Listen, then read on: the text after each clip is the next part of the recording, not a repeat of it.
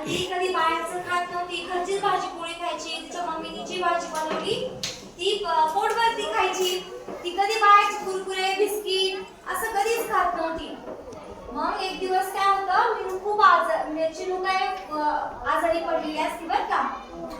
आणि मीनू आपली शाळेत गेलेली असती. त्यांच्या शाळेमध्ये काय होतं, एक दिवस ते म्हणलं आपण गॅदरिंग घ्यायची बरं का. म्हणजे काय असतं, डान्स असतो. मीनू छानपैकी डान्स बसवलेला असतो. पण चिनू काय होती, आजारी पडती. का बरं पडती आजारी?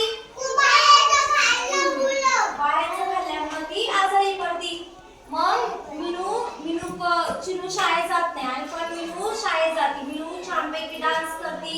मग सगळेजण त्यांचं कौतुक करतात आणि मीनूला मग खूप मोठी ट्रॉफी भेटती. मग सांगा बरं, हा सांगा मीनूला